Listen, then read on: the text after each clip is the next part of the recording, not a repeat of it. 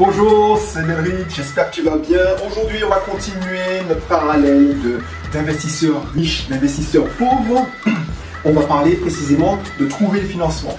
Donc, si tu ne me connais pas encore, je suis Audrey Cédric, alias Belrix. Je viens de Martinique, je suis financièrement, je suis dirigeant de 3 structures et investisseur immobilier. Et j'aide les gens à gagner leur liberté financière grâce à l'immobilier.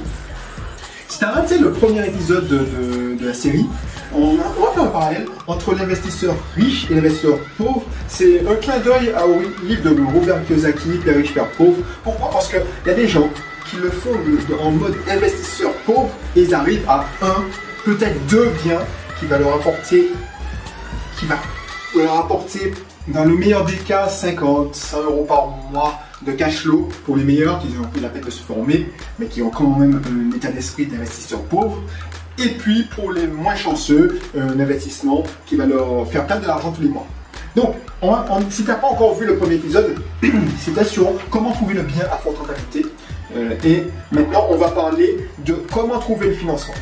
L'une des premières différences avec l'investisseur riche et l'investisseur pauvre, si tu n'as pas vu la première vidéo, c'est une question de... Il y a des gens pauvres qui sont très bien, c'est pas un jugement de valeur, c'est le parallèle entre les choses qui vont te laisser pauvre, qui vont te rester pauvre, te faire rester pauvre, des attitudes qui vont te faire rester pauvre et des choses qui vont te rendre riche. C'est pour ça, hein. Père riche, Père pauvre, c'est exactement ça, c'est une question de mindset, d'état d'esprit. Donc, un investisseur pauvre va vouloir faire un financement, même s'il sait que c'est très difficile, va vouloir perdre son énergie, parce que c'est une déperdition d'énergie un investisseur pauvre, il va vouloir faire, une fois qu'il a trouvé un bien qui lui plaît, il a signé un compromis, il va vouloir absolument tenter de faire un investissement sans apport, ce qu'on appelle aussi un investissement de financement à 110%. Alors, à l'époque, c'était possible, mais maintenant, il ne comprend pas qu'il faut avoir, il faut avoir au moins 5-10% d'apport. Et même quand c'était facile, j'ai réussi à le faire avec des clients. Personnellement, moi, je mettais toujours 10% sur la table parce que j'ai envie de fluidifier le process. Moi, je n'ai pas le temps de perdre du temps. J'ai envie d'enchaîner mes investissements. Donc, je mettais de l'apport. C'est ça, l'investisseur riche, c'est que il va perdre beaucoup d'énergie, il va avoir beaucoup plus de refus s'il ne répond pas aux 3 critères. Et un des critères, c'est justement d'avoir une épargne de moins 10%. Si tu as ça, c'est beaucoup tout de suite plus facile. Donc, il va perdre du temps. Un investisseur pauvre va écumer, va faire toutes les banques. Et puis, quand il aura tous les refus, parce qu'il va vouloir insister pour avoir son 110%, le délai va tomber. Il n'aura pas eu son financement. C'est comme si il tombait, il repartait de zéro. Et il passe pour quelqu'un de pas sérieux. Alors ça, c'est dans le pire des cas. Bien sûr, si l'investisseur pauvre a de la jugeote, il tente 2 biens, 2 banques avec financement à 110%, et puis 2 autres banques, on dit qu'il y a de l'apport. Ensuite, deuxième point, deuxième attitude, l'investisseur pauvre va vouloir absolument, pour des raisons de confort, rester dans sa banque actuelle. Il ne va pas vouloir changer de banque. Donc il va le dire, s'il veut passer par le courtier, il va le dire au courtier, et clairement, si tu dis ça au courtier, le courtier va te dire, ton dossier ne m'intéresse pas, je laisse de côté ton courtier. Donc du coup, il va tester, et puis il va faire 2 banques pour l'histoire de dire qu'il a fait 2 banques, parce que dans son compromis, c'est marqué qu'il va déposer son dossier dans 2 banques, mais ça va se ressentir quand il va voir l'interlocuteur en face, qu'il va rester dans sa banque. Donc du coup, il aura moins de choix et souvent, la banque propose un taux moins intéressant, un financement moins intéressant, clairement, puisque il sait que tu ne vas pas partir, il sait que tu es déjà là. Donc, un investisseur pauvre, c'est comme ça que ça fonctionne. Il veut rester pour des raisons de confort, il ne se prend pas la tête dans sa banque, il ne veut pas changer. Donc c'est pour ça qu'il a des financements souvent moins intéressants. Troisième chose, l'investisseur pauvre va chipoter sur le taux d'intérêt. Pour lui, c'est ce qui compte. Il ne se rend pas compte que un dixième, c'est-à-dire passer de 1,50 à 1,60, c'est presque 5 € par mois. C'est que dalle. c'est que dalle. Et il va se positionner il va se rester concentré sur les taux. Plus les taux sont bas, il va oublier de demander des reports, par exemple, qui sont plus intéressants entre nous. Il va se concentrer, il va se cristalliser sur les taux. Et ça, c'est une erreur fondamentale. Parce que, comme on dit, même si le taux est bon, si la banque n'est pas réactive, eh ben, tu perds, et tu perds dans la fluidité.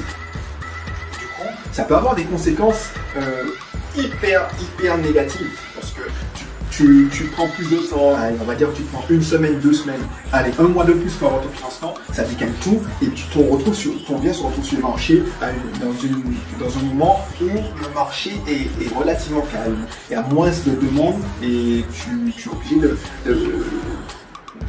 d'abaisser tes critères de sélection. Donc, il faut réfléchir à ça. Un investisseur riche, il s'en fout du tout. Alors, quand on dit il s'en fout du taux, c'est quasiment kiff pour le coup. Allez, il y a un qui va te faire 1,40, il y en a un qui va te faire 1,30. Et encore, tu vas insister pour avoir 1,30, alors que 1,40 c'est toujours correct. Donc c'est une négociation, on est d'accord, mais il ne faut pas que la négociation dure. Donc un investisseur riche sait quand il faut arrêter la négociation, peut lâcher parce qu'il se dit que le rapport énergie, risque et coût n'est pas valable. Et puis il passe à autre chose. Et il obtient son financement. Voilà, le but du jeu c'est aller vite, parce que c'est pas toi qui vas rembourser, c'est le locataire. Donc du coup, qu'est-ce que t'en as, j'ai pas envie d'être vulgaire, mais qu'est-ce que tu t'embêtes à quémander un taux moins intéressant que, par exemple, ou pire, tu chipotes sur l'assurance du prêt, alors que tu peux changer dans un an. Voilà, donc du coup, quatrième point, oui, mais ça c'est vécu, un investisseur pauvre va pas être loyal, va pas être réglo. Lui il pense qu'à sa petite économie, donc il va faire perdre son temps les partenaires, comme des coachés. Un investisseur pauvre va faire travailler soi-disant un partenaire, parce que dans sa mentalité, il va normalement rester avec son banquier, et il va demander à un courtier de lui trouver, d'aller déposer son dossier sur toutes les autres banques. Comme ça, on ne sait jamais, parce que voilà, un courtier, il faut savoir que tant qu'il n'a pas trouvé un financement, qu'il n'a pas accepté son financement, ah ben, il travaille gratuitement, entre guillemets. Donc du coup, tu ne vas pas respecter son travail. Donc du coup, un investisseur pauvre, justement, a une mauvaise foi, il sait très bien qu'il ne va pas utiliser, mais il va avoir des propositions juste pour faire baisser le taux à sa banque. Et ça, c'est pas cool. C'est pas cool parce que ça veut dire que tu ne respectes pas le travail de la personne. Et c'est pour ça que un investisseur pauvre pense pas qu'à sa gueule, mais pense à se faire des économies en permanence.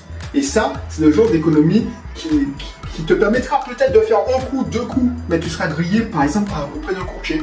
Et là où tu avais justement pour ton premier investissement, tu n'avais pas vraiment besoin d'un courtier parce que ta banque t'aurait suivi, au bout de 2e, 3e, tu vas regretter parce qu'il ne voudra plus travailler avec toi. L'investisseur pauvre, enfin, même s'il a 1, 2 banques qui lui proposent un financement très avantageux, il va quand même attendre que la banque la moins réactive lui fasse une proposition. C'est-à-dire qu'au lieu de faire avancer son projet et se dire tiens on va avancer dans l'autre étape, il va gagner du temps, il va faire perdre du temps à tout le monde parce qu'il attend la dernière réponse de la banque la moins réactive qui est souvent, si c'est moins réactif, 2 semaines, ils réagissent 2 semaines plus tard, parce qu'ils n'ont pas. C'est pas un dossier prioritaire. Investisseur pauvre, c'est pas un dossier prioritaire. D'abord, un investisseur pauvre, notre investisseur pauvre, c'est pas un dossier prioritaire pour eux. Et puis, ils sont moins actifs. Donc, ils vont être moins actifs pour débloquer les fonds. Et ton projet va prendre 2, 3, 1 mois. Et ça, c'est chiant parce que tu vas peut-être perdre 1 mois où tu aurais pu avoir le loyer supplémentaire. Et il va me dire oui, non, mais de toute façon, je rembourse rien. Et tout, c'est la fluidité du process. Et si tu n'es pas accompagné, tu ne sais pas là où le marché est florissant que l'autre. Donc, c'est pour ça qu'il faut réfléchir. Parce que le but du jeu, c'est garder ton momentum, garder ton élan. Donc, si tu dis, bon, je freine, ça va freiner pas mal de choses. L'entrepreneur te dira, mais tu m'avais dit à cette date-là, puisque dans le compromis, c'était à cette date-là, mais ça va prendre du retard. il va prendre le chantier et ce sera un effet domino. Donc, tout ça pour te dire que, à force de vouloir faire des économies de chandelle et à force de ne pas avoir une attitude correcte, d'être respectueux envers des partenaires et envers toi-même, des fois, eh ben, tu vas avoir des problématiques compliquées à résoudre là où il n'y en avait pas. Tu vas chercher la merde là où il n'y en avait pas et tu vas perdre non seulement du temps, de l'énergie et du stress. L'accompagnement, c'est ce que je dis, c'est bien de se former gratuitement, même des formations libres, mais il faut savoir contextualiser ce qui est dit dans la formation. Si on te dit dans la formation il faut faire une offre agressive, ben oui, si le bien est au mètre carré un peu plus cher, mais s'il y a une marge de négociation, tu sais que c'est un bien qui va partir dans l'heure, et il faut le savoir, ben, il faut connaître le marché, il faut avoir cette classe. Ben voilà, dans le financement, si tu as déjà deux banques qui te donnent un prêt honorable, est-ce que tu sais quels sont des taux intéressants? Moi je le sais parce que j'en vois dépasser des... Encore ce matin j'ai vu, avant d'enregistrer cette vidéo, il y a une cliente qui m'a envoyé une offre de prêt. Donc je sais quel taux à telle date qui se pratique aux Antilles. Donc toi tu dis oui ou non mais j'ai entendu qu'en métropole c'était à moins de 1% et tu attends le dernier. Là tu perds du temps. Tu perds du temps parce que tu seras déçu. Voilà. Bon, on se donne rendez-vous pour le troisième épisode. On va parler des travaux, de la rénovation, de la décoration. On va faire un parallèle. Si ça t'intéresse et tu ne veux pas manquer, abonne-toi et mets la cloche de notification. Si tu n'es pas encore inscrit dans mon club IMO, inscris-toi, la description est là. Et puis on se retrouve pour une prochaine vidéo. Allez, bye bye.